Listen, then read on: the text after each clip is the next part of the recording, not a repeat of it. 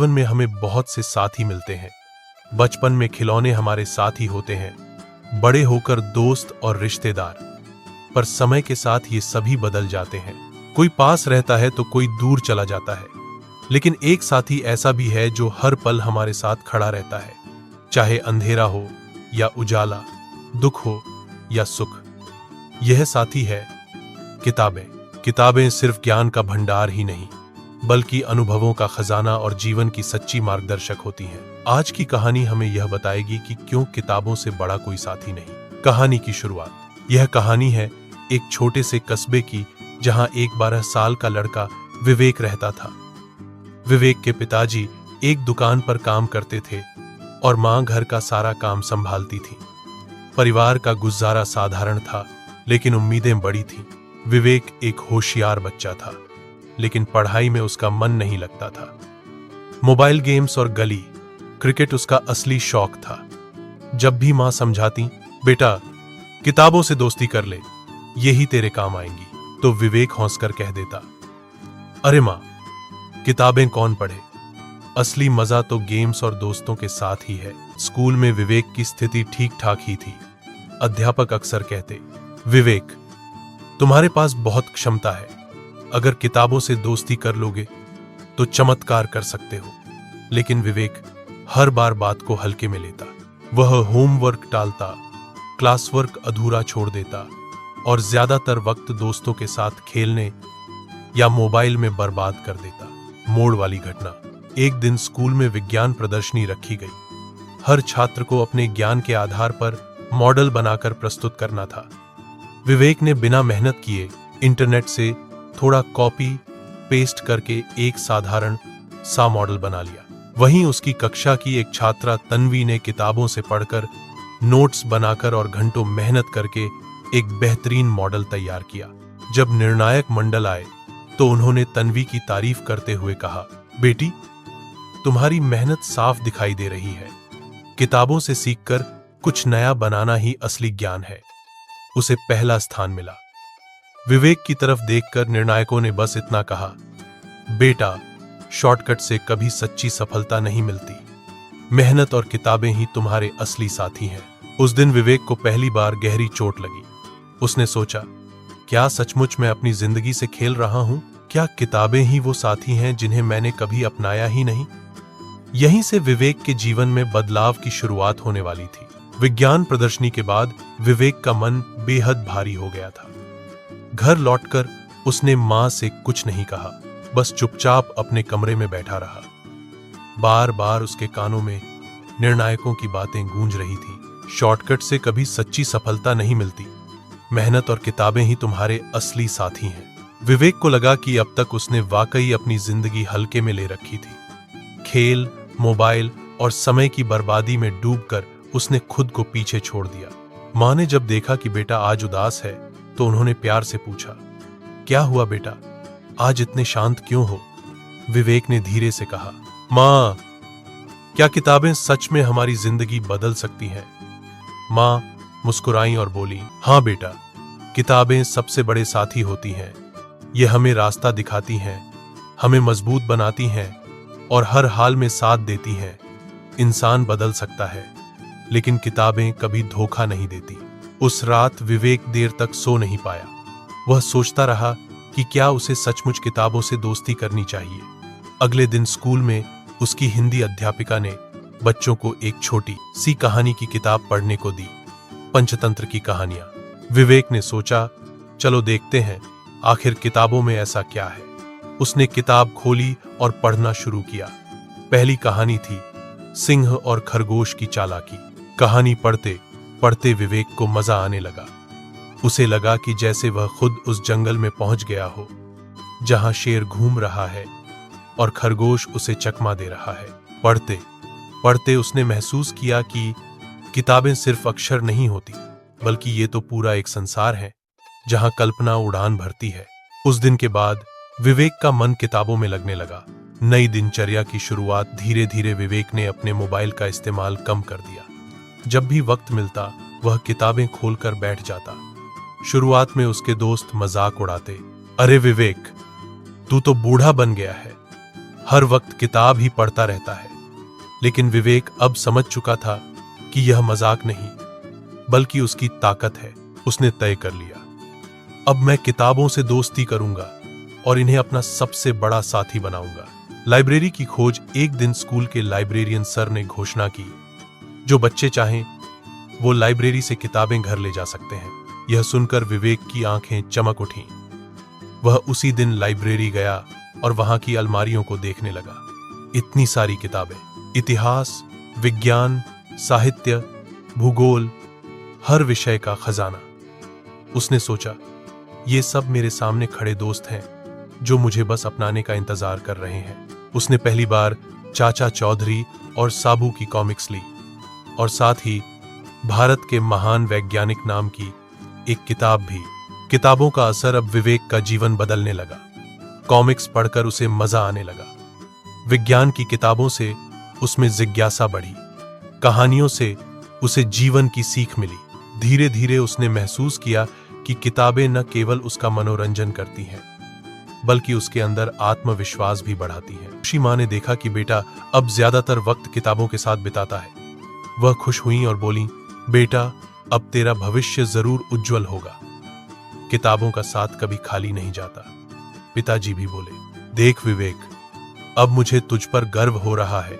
यही असली साथी हैं जो तुझे बड़ा बनाएंगे। कुछ महीनों बाद स्कूल की वार्षिक परीक्षा आ गई। विवेक ने इस बार जमकर तैयारी की। उसने नोट्स बनाए, किताबें बार बार पढ़ी और कठिन विषयों को समझने के लिए अध्यापकों से सवाल पूछे।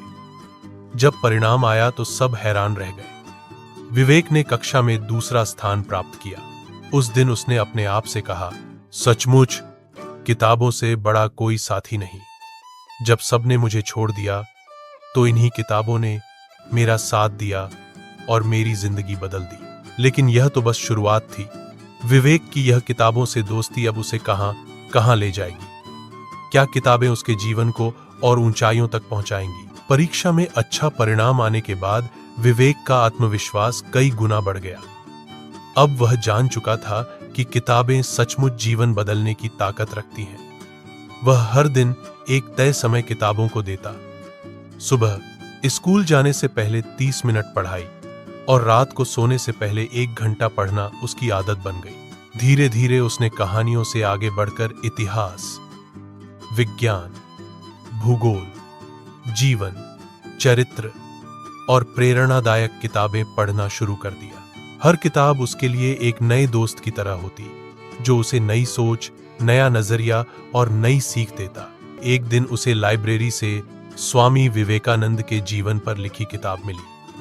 उसमें लिखा था, उठो, जागो और तब तक मत रुको जब तक लक्ष्य की प्राप्ति न हो जाए। यह वाक्य विवेक के दिल को छू गया। उसने सोचा, अगर स्वामी विवेकानंद ने किताबों और ज्ञान से इतना बड़ा परिवर्तन ला दिया तो मैं क्यों नहीं। विवेक ने अब अपना छोटा सा लक्ष्य तय कर लिया। मुझे हर महीने कम से कम 2 नई किताबें पूरी करनी है। स्कूल पर विवेक की सोच और व्यवहार में स्पष्ट बदलाव आने लगे। वह क्लास में ध्यान से सुनता, दोस्तों की मदद करता और अध्यापकों से सवाल पूछने में अब संकोच नहीं करता। धीरे धीरे उसके दोस्त भी हैरान होने लगे। एक दिन उसके सबसे करीबी दोस्त रोहित ने पूछा, यार विवेक, तू पहले तो हमेशा गेम्स खेलता था, अब किताबें ही क्यों? विवेक मुस्कुराया और बोला, क्योंकि किताबें असली गेम है जिनमें हर पन्ना जीत का नया स्तर, लेवल है। जब तुम इन्हें पढ़ते हो तो तुम्हारा दिमाग और मजबूत होता है। ये साथी कभी तुम्हें धोखा नहीं देंगे। रोहित चुप हो गया। उसके मन में भी किताबों के प्रति जिज्ञासा जागी। अब विवेक के घर का माहौल भी बदल गया। पहले वह गुस्सैल और लापरवाह था, लेकिन अब वह अनुशासित और जिम्मेदार हो गया। मां की कामों में मदद करने लगा। पिताजी से रोज अखबार पढ़कर खबरें साझा करने लगा। छोटी बहन को कहानियां सुनाने लगा।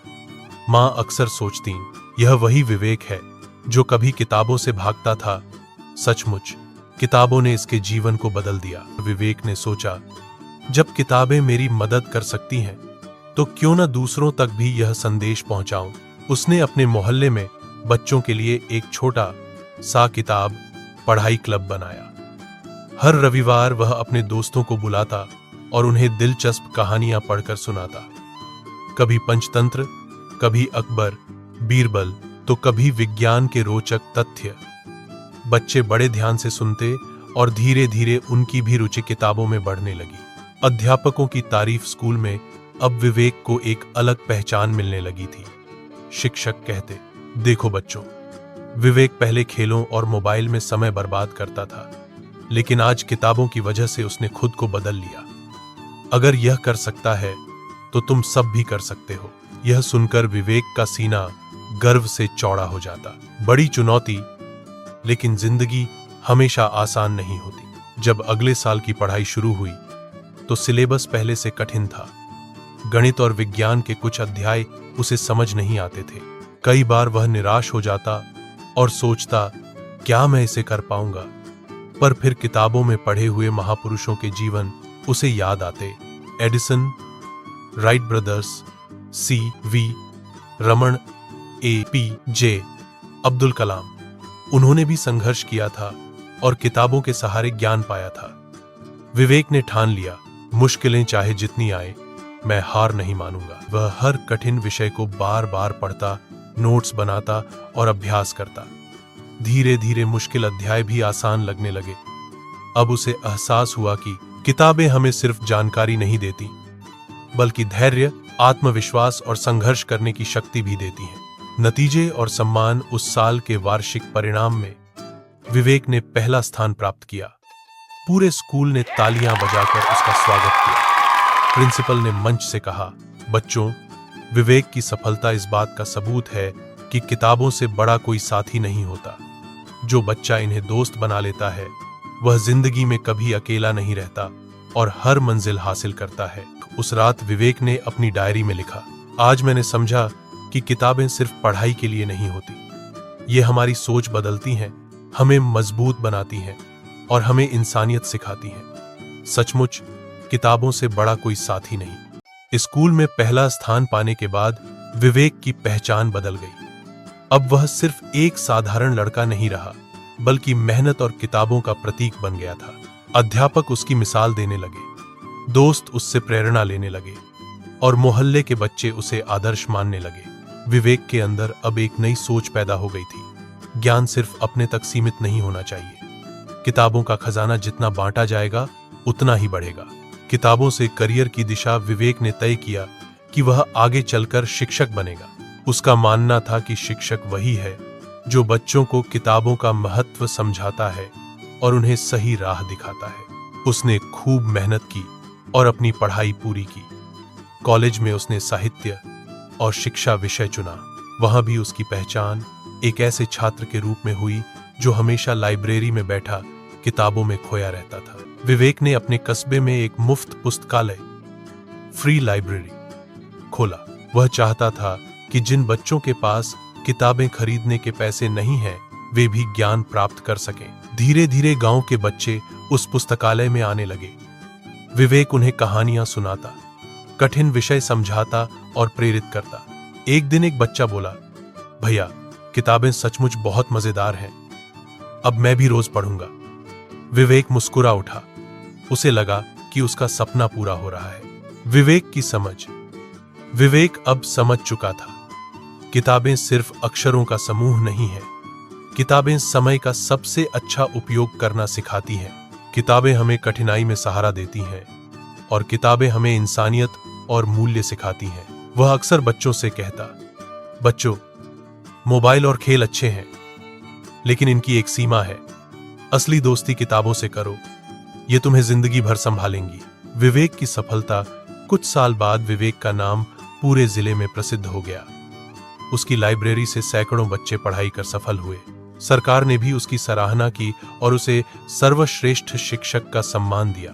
विवेक ने मंच से सिर्फ इतना कहा, यह सम्मान मेरा नहीं, किताबों का है। अगर किताबें मेरा साथ न देती तो आज मैं यहां न होता। सचमुच किताबों से बड़ा कोई साथी नहीं। यह कहानी हमें यही सिखाती है कि किताबें कभी धोखा नहीं देती। ये हमें अकेलेपन से निकालती हैं, ये हमारी सोच को बदलती हैं और हमें सफलता की ओर ले जाती हैं। अगर जीवन में कभी लगे कि कोई आपका साथ नहीं दे रहा, तो बस किताब खोलकर बैठ जाइए। उसमें आपको न सिर्फ ज्ञान मिलेगा बल्कि एक सच्चा साथी भी मिलेगा। प्रिय दर्शकों, आपने इस पूरी कहानी को ध्यान से सुना। आपकी दिलचस्पी और धैर्य ही इस कहानी की असली ताकत है। आज आपने भी महसूस किया होगा कि किताबें क्यों हमारी सबसे बड़ी साथी हैं। हम दिल से आपका पूरी नंबरदार सहित धन्यवाद करते हैं कि आपने इस कहानी को अंत तक सुना और अपना कीमती समय दिया। धन्यवाद।